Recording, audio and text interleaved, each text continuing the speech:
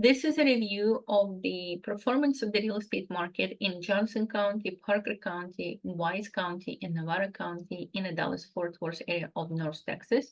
So we are going to take a look at a few points that I would like to highlight. Number one, median sale prices. As we can see, the performance for median sale prices have been actually surprisingly strong for this year compared to, just say, 2020.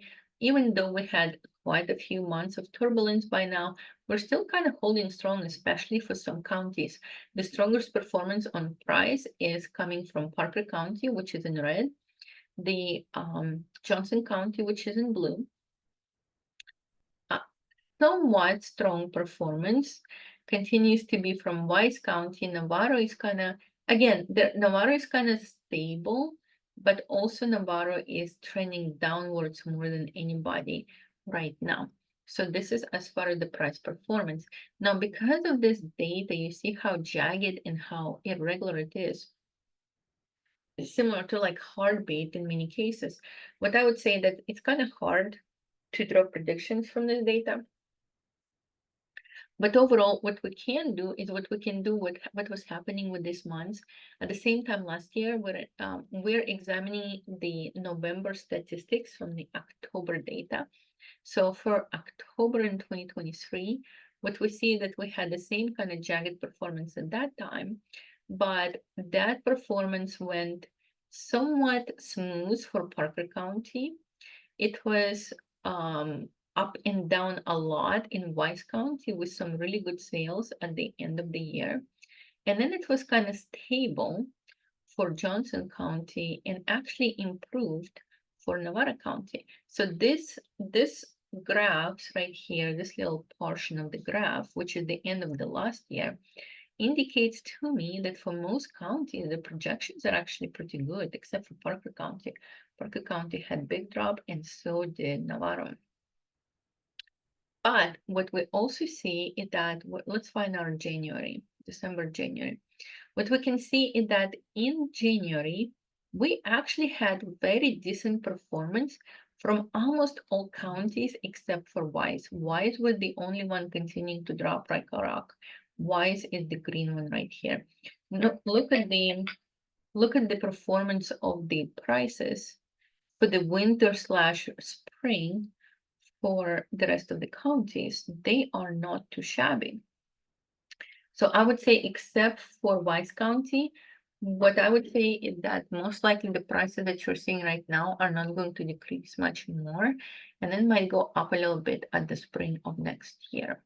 Let's take a look at our saturation, market saturation or month supply. Any amount of months of supply, so months of supply are from 0 to 3 is a seller's market. The closer it is to 3, the weaker is the seller's market. From 3 to 4 is what I would call a balanced market. And then from 4 plus forward, it is the buyer's market. And the higher the number of months, the stronger is the buyer's influence or the buyer's power in the transaction. So as we can see here, we are not in a balanced market. We're not in a seller's market. We're in buyer's market to different degrees. So for example, the least stressed are Johnson County sellers. They're only at 5 months of inventory. 5 months is quite a bit, which means it would take 5 months to absorb the current inventory on the ground if we didn't add any more properties to it. And then we see that Parker County and Navarro County are very similar to one another. And when we see Wise County is way above average for this type of, for this time of the year. So what we're seeing right now is that we were at the highest number of inventory in July and August. After that, we started to drop for most counties, except for Navarro and except for Johnson. They continued to go up. So it seems to me that they were pretty late arrivals on the scene in these two counties, but it seems like the competition is easing up for Wise and for Parker County, but not for Johnson and not for Navarro. My predictions are, so let's take a look at the same price last year. Same price same time last year, we had a much more consistent data. Counties were kind of following each other in what they were doing. We saw a big drop in the number of homes, or we saw a big drop in the months of supply in December. It stayed pretty steady in January. And then the months of supply started to grow for most counties starting in February and March. So what we can tell is that some people, based on this drop right here, probably were listed for sale. In the fall, they decided to drop their listings, to cancel their listings. That's why you see this big drop in the saturation of the market close to the holidays. And then as soon as the holidays were over, they've put their homes back on the market, creating the saturation back up again.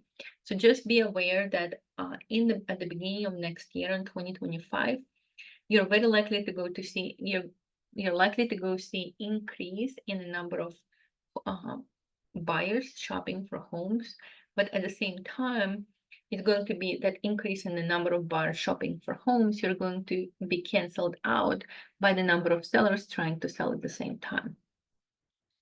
Okay, let's take a look at our inventory levels, our homes for sale. As we can see right now, the data is kind of following the previous graph. Some counties are starting to ease up a little bit. Fewer homes are for sale.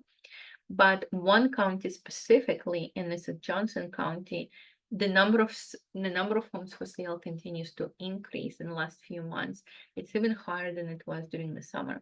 Strangely enough, that's very unusual. But overall, the total number of homes that we had in July was pretty much at the peak, and now most counties are decreasing except for Johnson County. So what can we expect from the number of homes for sale? So this is October of last year. It fell during the holidays, like we already seen. People decided to take their properties off the market, and then we see a big spike again. So my prediction is that we're going to see a similarly big spike starting in January in the number of homes that people are rushing to put on the market to capture buyers who finished celebrating their holidays. Now let's look at our demand. Demand is expressed as closed sales. And what we can see is that demand is the strongest or been the strongest this year for Parker County, followed by Johnson County. And then the weakest demand was for Navarro County and Wise County, just a little above Navarro. Overall, what we can observe is that the demand was the strongest in July for most counties, and then it dropped precipitously during the fall, closer to the holidays. We see a slight uptick in demand in Parker County, Parker County right now, and we see a slight uptick in demand in Wise County right now, while Johnson and Navarro County continue to see the downward trend for the demand from the buyers. What can we learn about the demand from previous year? So let's find ourselves in the previous year, 2023. So this is October of 2023. We're seeing that the demand is falling in November, December. Demand is falling in January, and then suddenly it goes back up. So if you guys can survive this dip right here, which is the dip that we seem to be in right now, if you can survive this dip, let's see what happens with demand. Within the next 2 to 3 months, we instantly gain all the lost ground in terms of number of buyers who are trying to shop. Now, remember that the increased number of buyers trying to shop during the stretch is unfortunately matched by the increased number of homes that are trying to sell. So the power of the increased number of shoppers is diluted because of that. And last but not least, let's take a look at percentage of original price, which means how much below the original price are the sellers willing to accept in order to go under contract. 100% in this case indicates the asking price. Anything below 100% indicates below asking price. As we can see, most counties this year have been pretty consistent with one another. They were about 95/98% of the asking price was sufficient for them to accept to go under a contract. And the highest numbers of the closest we were to finding, buyers who were willing to offer the asking price was in April. It went downward from there. Right now, we are at 90 to 95%. So whenever you are looking at but if you're planning to flip a property in these counties and you're looking at your ARV, after repair value, my recommendation is to look at this value right here and say, I understand that my ARV might be 300, but if I'm selling during this time period, chances are I'll have to be at about 96 to between 90 and 96% of my ARV. So when you're calculating your ARV, my recommendation is take your ARV and deduct about 5 to 6% from your ARV, and that will be your true possible sale price later on once you flip the property. So adjust your ARV accordingly. Do not anticipate to reach 100%. Now, I do not know what's going on with the Navarre County right now. It's showing a serious drop.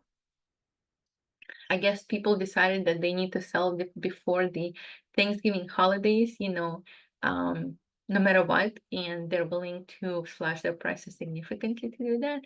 But again, this is just an indicator for you to keep in mind when you're purchasing your property that you will most likely sell below your asking price if you are in if you're in these counties.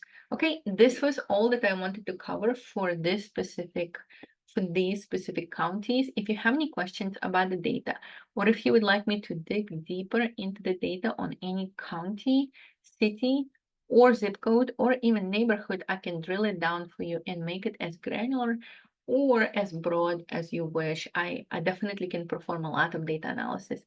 I enjoy playing with data. My name is Elena Garrett, and I'm a realtor in the Dallas-Fort Worth area of Texas.